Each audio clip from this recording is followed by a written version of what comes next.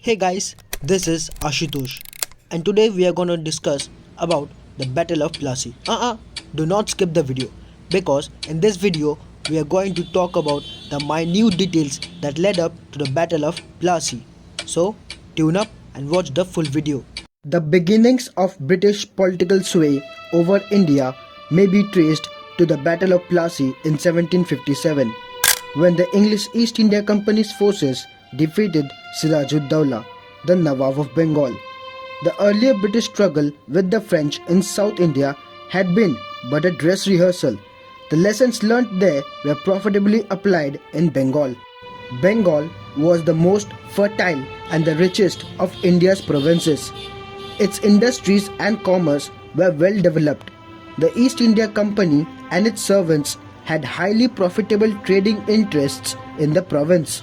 The company had secured valuable privileges in 1717 under a royal firman by the Mughal emperor, which had granted the company the freedom to export and import the goods in Bengal without paying taxes, and the right to issue passes or dastaks for the movement of such goods.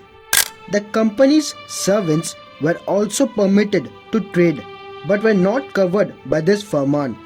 They were required to pay the same taxes as Indian merchants. This firman was a perpetual source of conflict between the company and the Nawab of Bengal. On the first hand, it meant loss of revenue to the Bengal government. On the second hand, the power to issue dastaks for the company's good was misused by the company's servants to evade taxes on their private trade. All the Nawabs of Bengal, from Murshid Quili Khan to Alwardi Khan, had objected to the English interpretation of the Firman of 1717. They had compelled the company to pay lump sums to the treasury and firmly suppressed the misuse of dastaks.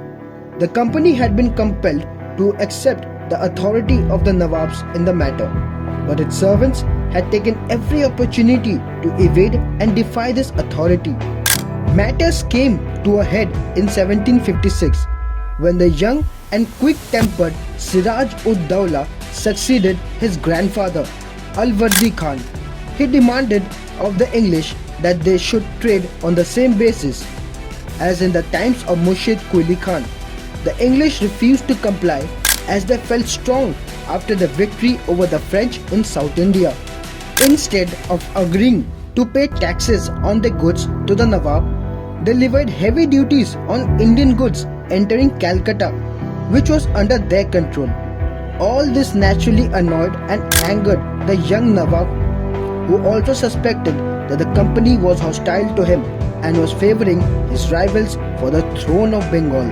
The breaking point came when, without taking the Nawab's permission, the company began to fortify Calcutta in expectation of the coming struggle with the French, who were stationed at this time at Chandanagar.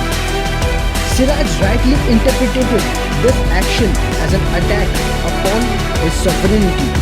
How could an independent ruler permit a private company of merchants to build forts or to carry on private war on his land? In other words, Siraj was willing to let the Europeans remain as merchants but not as masters.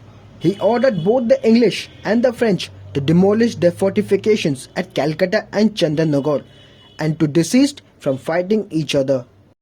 While the French company obeyed his order, the English company refused to do so, for its ambition had been whetted and its confidence enhanced by its victories in the Carnatic. It was now determined to remain in Bengal even against the wishes of the Nawab. It had acknowledged the British government's right to control all its activities. It had quietly accepted restrictions on its trade and power imposed in Britain by the British government. Its right to trade with the East had been extinguished by the Parliament in 1693 when its charter was withdrawn. It had paid huge bribes to the king, the parliament and the politicians of Britain. In 1 year alone, it had to pay Euro $80,000 in bribe. Nevertheless, the English company demanded the absolute right to trade freely in Bengal. irrespective of the Bengal Nawab's order. This amounted to a direct challenge to the Nawab's sovereignty. No ruler could possibly accept this position.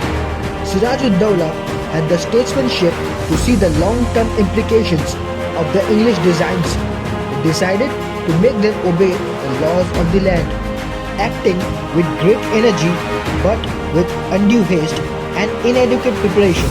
Siraj-ud-Dawla seized the English factory at Qasim Bazar, marched on to Calcutta and occupied Fort William on 20 June 1756.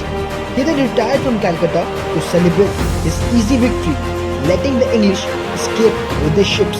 This was a mistake, for he had underestimated the strength of his enemies.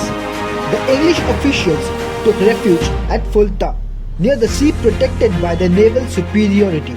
Here they waited for aid from Madras and in meantime organized a web of intrigue and treachery with the leading men of the Nawab's court. Chief among these were Mir Jaffar, the Mir Bakshi, Manik Chand, the officer in charge of Calcutta, Ami Chand, a rich merchant, Jagat Seth, the biggest banker of Bengal, and Khadim Khan, who commanded a large number of the Nawab's troops. From Madras came a strong naval and military force under Admiral Watson and Colonel Clive. Clive reconquered Calcutta in the beginning of 1757 and compelled the Nawab to concede all the demands of the English. The English, however, were not satisfied. They were aiming high. They had decided to install a more pliant tool in Siraj-ud-Dawla's place, having joined a conspiracy organized by the enemies of the young Nawab to place Mir Jaffar on the throne of Bengal. They presented the youthful Nawab with an impossible set of demands. Both sides realized that a war to the finish would have to be fought between them. They met for battle on the field of Plassey, about 30 km from Murshidabad, on 23rd June 1757. The faithful Battle of Plassey was a battle only in name. In all, the English lost 29 men, while the Nawab lost nearly 500. The major part of Nawab's army, led by the traitors Mir Jaffar and Rai Durlab, took no part in the fighting. Only a group of Nawab's soldiers, led by Mir Madan and Mohan Lai, fought bravely and well. The Nawab was forced to flee and was captured and put to death by Mir Jaffar's son Miran. If you learned something new about the Battle of Plassey, then don't forget to like, share and subscribe my channel.